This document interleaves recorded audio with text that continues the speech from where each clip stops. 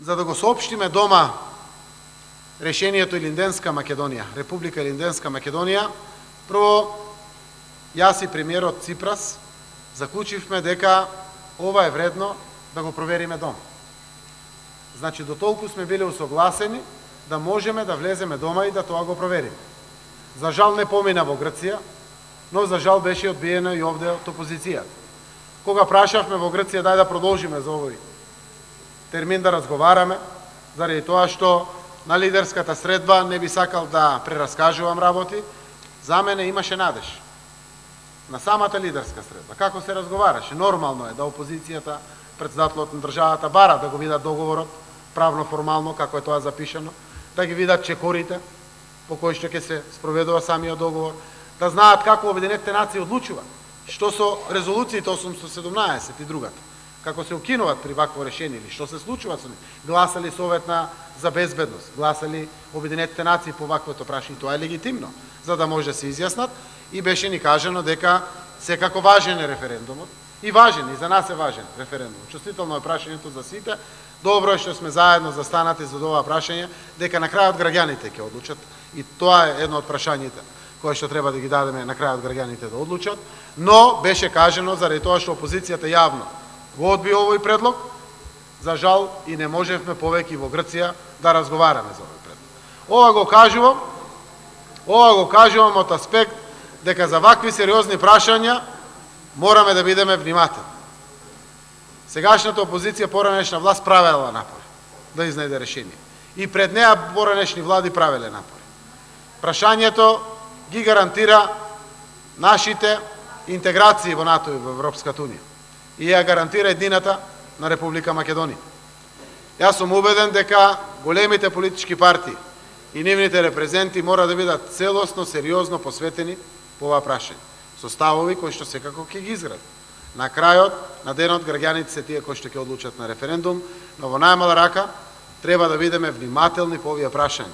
Јас сум приврзаник дека политичките партии треба да ги соопштуваат своите ставови. Став е, дури ќе почекаме референдумот да го слушнеме. Став е, јас мислам вака и се позиционирам вака, ама на крајот ќе почитувам како граѓаните ќе кажат. Став е дека јас мислам вака и ќе се ориентирам вака и ќе сторам се да ги убедам граѓаните. Се тоа легитимни ставови.